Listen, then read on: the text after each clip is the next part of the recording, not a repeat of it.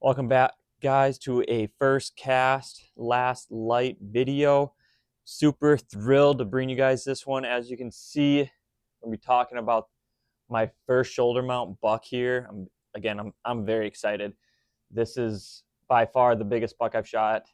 We'll get into all the details, of course, but the journey this thing took me on wasn't very long.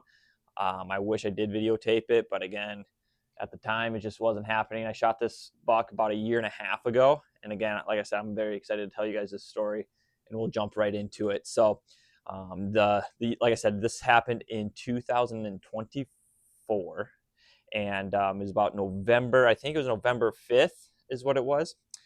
During this time, I just wasn't able to get out at all. I was too busy coaching hockey, and I was too busy with kids and stuff that I just wasn't able to get out at all to go hunting. So I decided to take a week off of work. I figured if I can take a week off and just focus on hunting, I could fill my tag. Doesn't have to be anything special, but I could fill my tag. So that's what I did. I took a week off right at, I would say, beginning of the rut, right in the middle of the rut. And I go out with a buddy of mine. He drops me off to one of his tree stands that he has on this property. We end up sitting in the morning. This would be a Monday morning. And as we're sitting, we see bucks everywhere. I think a total of 6 like shooter bucks were on this property, and we were very excited and very thrilled to know that we had a good opportunity to shoot a buck right away. So morning goes on. None of the shooters were really getting close. I think the closest I ever got to one was maybe 60 yards, but they were in such tall weeds that you just weren't able to get a shot off. So the thing was, though, these shooters that were up close to us, you could see how big they were. In fact, we were able to track one deer in particular that we both were able to see, and it was running after a doe, of course, and we ended up seeing this guy. This was probably 300 to 400 yards away, but you could tell how big he was because of the thickness here. I can't really show you because the ear's in the way, but you can't put your hand around there at all of that base. So you could tell how thick it was so far away. And like I said, we tracked down this one buck that was a good shooter. And by the time he got out to that 300, 400 yards next to this buck, you could easily tell this was the bigger guy. It wasn't even a question. That other buck looked like a little spike compared to him. So that got us really excited. We saw this deer just chasing, was never getting close to us at all. But we knew that on this property, they mowed down a certain area. And from there, we got super excited. So Monday morning hunt, nothing happened. No shots were taken with our bows. We end up coming back and get in the truck, and we got excited. We knew that this guy was out there and that we were just let him be. But the thing was, my buddy wasn't able to come back out. I believe he had some family thing going on, and so I told him, I said, I know what I'm doing tonight. And we both came up with a plan where I need to walk about a mile and a half or so into the field to get to where he was at, where we saw him running. So exactly what I did. I got parked. I think I was there maybe 2-3 hours before shooting time was done. So I packed up, went all the way down. I walked, like I said, a mile and a half all the way down there. And at this time, I get to the entry of the field, and I grab an arrow. Now, this is where things get crazy. So now we got to backtrack because I didn't say this earlier. Like I said, I was so busy, I didn't even get to shoot this year. I didn't shoot at all. I didn't do any practicing, which, again, is probably not the way to do it. But at this time, I just how it was. So take this into factor that it was pretty crazy of a hunt because, like I said, I haven't gone out at all. My bow was hanged up the whole summer, and I didn't shoot it once this year in 24. So Now we get back to the field. So I'm walking into the field. I got an arrow nock just in case of what is to come or not to come. And I'm kind of crouched down, tall, like I said, tall weeds, a little crouched down, taking my time. I know that these deer are somewhere and I don't want to spook them. There is a little bit of a wind, but nothing crazy. That's, more than likely I'm going to spook them by my movement than the wind. So I'm walking down. I got tall weeds to my left. I got an open-ish field to my right and in front of me as well. So I'm walking, and next thing I know, I look to my left and I see antlers. And I'm like, okay, here we go. At the time, I had a backpack. I had to take my backpack off just because I wasn't able to freely move my bow. So set my backpack down. I stand back up and I'm looking for this buck towards my left, and I can't find it. Next thing I know, I'm hearing stuff, but like I said, I visually cannot see anything. The next thing I know, this buck is on a trail coming right at me at about 20 yards. So I knew I had to move. And I took a step backwards, but at this time, my foot got caught in the weeds and I fell down. And so spooked that deer. He went away. So that hurt. That really did hurt. But then I said to myself, okay, let me take a look, because I wasn't really looking at the trail. And there's a big, heavy trail where I was at and where he was coming. So I set up about 10 yards from that, thinking, where I was at, this buck was around this area. I figured this would be a good time to set up for the night and get into these weeds. So I made some shooting lanes, but I sat in these weeds, tall weeds, for the remainder of the night. Well, I get set up. I'm looking at everything. I'm getting pumped, of course. And I look at my bow and arrow. And I see that my practice arrows are still in. So I've always said that me falling wasn't just me falling. It was God telling me, hey, you weren't ready to shoot that buck. And it showed. So I luckily had my Rage arrows in my backpack, so I switched those out right away to at least 3 of them, so I had spares just in case. So with that now all done, I'm now sitting, and about maybe 15-20 minutes go by, and I see this guy. He was on the same side as me on the left side of the trail, jumps over across, following a doe. And then I wait again, and about maybe another 10-15 minutes, he runs back, and then another 15-10 minutes runs back again. So now he's on this far side of me, and I don't know what's going to happen.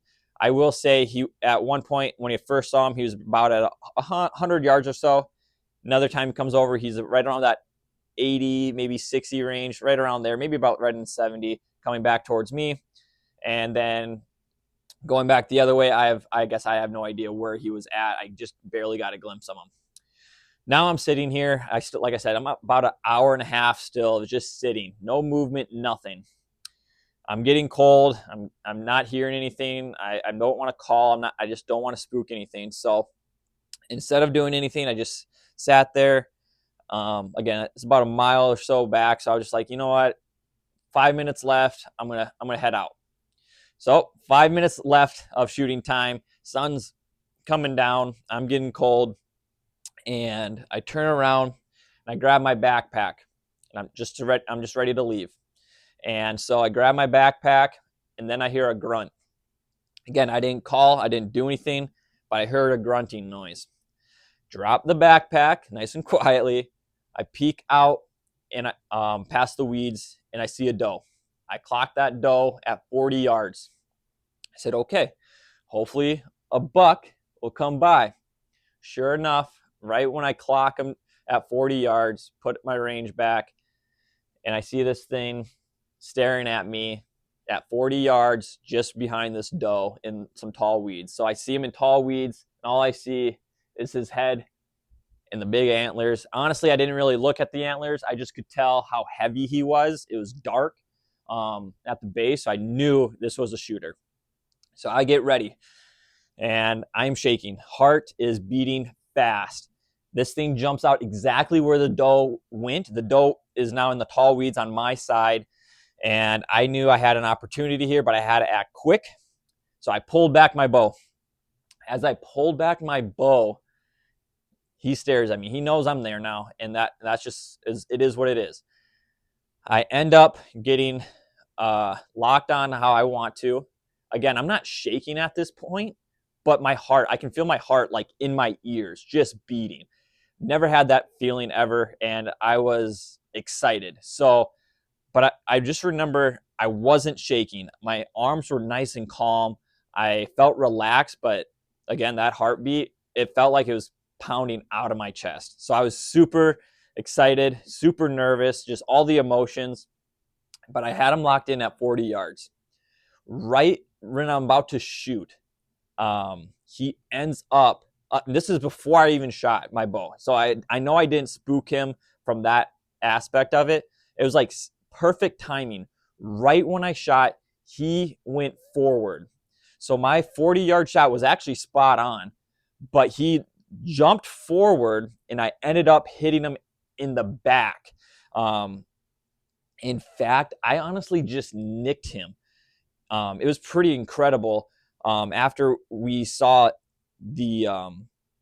after we tracked him down, but I just nicked him in the back. And the only reason why I knew I got him and I hit him is I saw his intestines and everything fall. And so I knew I had him, but I knew I had to get out of there and I wasn't going to spook him. So now I'm excited, right? I grab my backpack, I sneak out of there. I'm excited. I'm thrilled. I don't even know what I shot at this moment, and because I'm just in shock of what just happened. So I get back to the truck, I like breathe, I take my time, I drive, and then I kind of just stop in the middle of the road. And I close my eyes just to kind of replay what just happened. And I realized I shot the biggest buck on that property that day. And I was thrilled. So pumped, and I ended up calling my buddy up. I said, I just shot him. I shot him. I know I did. And I went to his house. I explained everything that I just explained to you guys, what happened. And sure enough, that the next morning we go out about 12 o'clock or so, and we track this thing.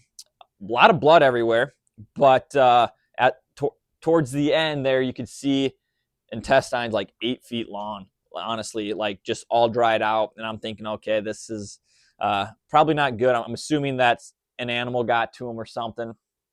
But we ended up going, tracking this thing. Where I shot him, like I said, a lot of blood. We went in like a big old C shape. Towards the end there, we lost the blood trail. And the only piece we had was maybe a half a penny size of an intestine, and we knew that's where that's what we had. We had a mark. That was it. We were looking. Honestly, we were thinking, okay, this is, I don't know what else, because we were going out and we couldn't find anything. And so I stood there and I just patiently waited. And I just remember thinking, just give me a sign, Lord, give me a sign. And I look and I look and I see something white. And I was like, oh my. I end up going on my tippy toes. I looked up, I saw the white tail. I said to Sam, that's who my buddy was. I said, Sam, she's right there. And I remember he was on the phone with somebody. He's like, I got to call you back. And so we ended up, I believe we ended up getting video of it. If we do, I'll put it in right now of me right there going to the deer. Dude. Oh, I haven't even seen the antlers yet. I just seen the body. Right there. Oh my gosh. Look at those antlers right there. Oh, dude. Oh my gosh.